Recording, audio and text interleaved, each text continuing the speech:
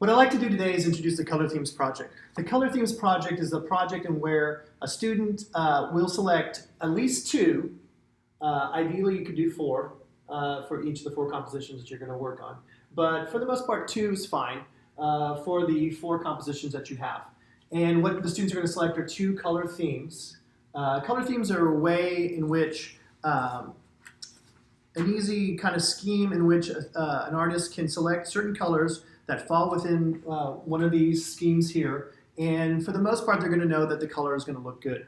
And so it kind of takes a little bit of the extra thought out of the process in that if you select a color and you want it to fall into one of these schemes, you can use the color wheel and determine which colors would go with it. If you were to pick monochromatic, that would be taking a single color in doing a range of white, which would be when you add white to a color, it's a tint, T-I-N-T. So you can create your tints, so take that color plus white. You can take that color plus black as well, and those would be different shades of that color. And so if you had red and you were adding black to it, you would get your darker tones that would go to maroon. And so those would be the shades. The color plus black is a shade. And then you can create both white and black into it, so you would create colors that are different tones, T-O-N-E, so gray tones of that red. And so with that white, black, and gray mixtures with the red, you get a very dynamic range of color, especially if you focus on value contrast with that. And so in this example here, the student has selected violet, and with violet they've added white and gray and black to it to get a nice range of color tones that's in that composition. Monochromatic is kind of limiting to what you can do with it since you are selecting just one color, and so it kind of keeps it more similar than what you would experience with one of the other color themes. But in that case, selecting red for a monochromatic color scheme will make a nice composition. The next one would be analogous. Analogous are colors that are right next to each other on the color wheel. And so if we were to select, say, a nice green tone, if we wanted to pick colors that were in the analogous color scheme, color themes, what we would do is choose the colors that are right next to it. And so these are the colors that are similar to green, and so that's where you get an analogy. Analogy is something that is like something else. So analogous colors are colors that are like each other. And so here we have greens. We can do the turquoise, kind of blue greens, into the blue. You could go to the yellow greens as well. You could maybe get into the violets as well, so you could kind of go in that range there. And so those would be analogous colors. For this would be the cool colors on this one side. So we have from green to the red-violet, those would be cool colors. And then if we go on the opposite side of the color wheel, we can look at red to yellow, yellow-green, and those would be the warm tones that we would have. And so you could think of it as the warm versus cool, and so that is where you get your temperature contrast. And so value contrast is a range from light to dark, and then the temperature contrast is warm versus cool. And so that's what we would have, that contrast there. And so with analogous, you could choose your red tones, or you could choose your cool tones. That would go with that, your warm tones or your cool tones. This one here would be analogous palette here, where the students pick violet and has kind of a range of reds and purples that is in there. And so analogous is a really nice one. Most of our homes, if you go to Home Depot or Lowe's and you select color swatches or swatches of color there, when you grab that swatch of color and you say, oh, I'd like to paint your living room that color, usually that'll have some other colors next to it that says, if you like this color, maybe these colors for the trim. And those usually are analogous colors because they kind of harmonize each other. They look good together. They're not contrasty like complementary colors, in which, when you have complementary colors, they are at opposite ends and really stand out. With the analogous colors, they have more of a harmonious kind of tone and kind of are more subtle and not as bright and vivid. And so most of our homes, we usually use analogous colors that are in the different rooms and such to kind of have more of a unified, peaceful kind of feeling. The next one, complementary. When you deal with complementary, remember that complement with two E's. So things that are put together that complement each other. And so in that case, you have like red and green here. And so in this case, the student picks two colors opposite one another on the color wheel. And so red and green are opposite on the color wheel. And so those would be complementary colors. When you did your color charts, remember you chose red and green and you desaturated the colors from one side to the other, meaning you mix a little bit of the opposite into it to get those desaturated, more earth tones. That you achieve when you mix complements together. You did orange-blue. With orange-blue, you really get a nice kind of color palette from that. For the most part, when people pick complementary, orange-blue is almost always successful with that. And so remember, you had the straight orange, and then when you added a little blue to it, you got the kind of the UT orange, the burnt orange, and then that woodsy brown orange. Then you have that kind of warm green, and then a kind of a bluish green, that nice teal tone, and then the blue again. So that would be that range going across.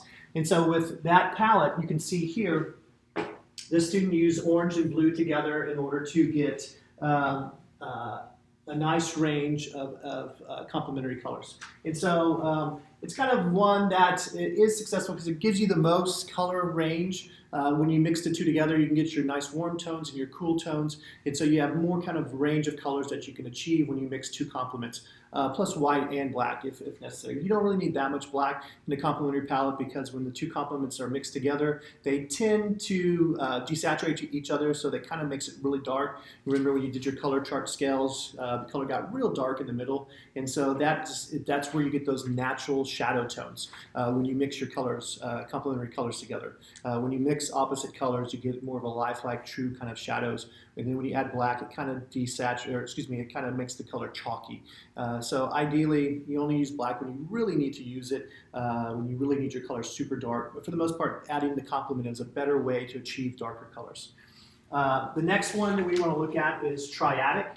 And so triadic are colors that are spaced with a triangle from each other. And so red, blue, and yellow would be your triad. You can also do violet, green, and orange. The example I always give is superhero colors. Superman is red, blue, and yellow. The Joker is the violet, orange, and green. And so those kind of triads come together and they really just kind of look good together. And so colors that are spaced in a triangle across from each other on the color wheel. Most color wheels, when you see them, the center part of the color wheel is going to have that kind of triangle. And so as you spin, dial the color wheel in if you wanted to select a certain color. And in this case, I'm going to select a nice kind of yellowy green. So if I pick this yellow green, the triad for it would be over here this blue violet, and then on the other side this nice red orange. And so that would be the triad of that color. And so triad is the next step up. It's a little more difficult, but you can get some really great compositions out of it, color compositions from it. And this one here, the student is using the orange, kind of the red-orange, the yellow-green, the bluish-green, and then kind of a yellowy orange color though there, and achieves this kind of real nice triadic color scheme right there. In these compositions here as well, let's see, the student is doing kind of an analogous here. They have another analogous color scheme here that's a little bit more complementary because you have the reds and the greens. There's a few little yellows kind of mixed in there as well. And in this one more would be analogous as well. And so for the triadic, it's a little more complicated. Here as well, there's kind of violet. That's more yellow. That should be orange, and then green there. So the student kind of pushed it a little bit. They have a complement with the yellow and the violet, and they kind of have a green there as well. Nevertheless, triadic's a great scheme to try out. Normally you pick one color as kind of your focal color on that. So if you're going to do a triad of violet, orange, and green, maybe pick the violet as your main color that you focus, and then use the orange and kind of green as your kind of supplemental colors that go into to basically emphasize the violet and make it more bold.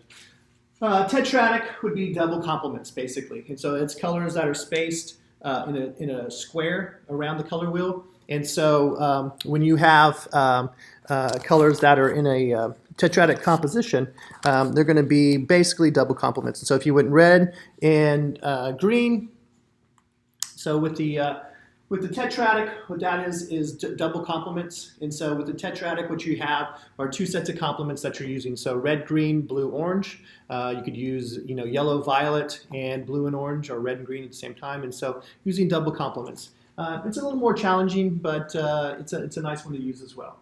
So in the for your four compositions, what we want to do is we want to select at least two of these color themes here. And so if you want to do two monochromatic, two analogous, one monochromatic, three complementary, so that's fine. If you really want to challenge yourself, maybe try to do four unique ones for each of your compositions, but 2 and 2 is fine. Here, the student did red, green, and red, green, so those are two complementary, and then they did blue and orange, and so really they just did the complementary color scheme for all four. In this case, the student did monochromatic, so these are your violets. Here, it's blue and kind of a yellowy orange. Here, this is red-green, so that would be complementary. That would be close to a complement. And then here we have purples, kind of bluish greens, and this would be analogous here. And so it's nice to challenge yourself, but 2 is fine.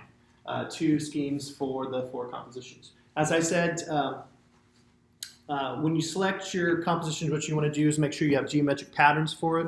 And so just go online and find a really nice pattern that you want to use.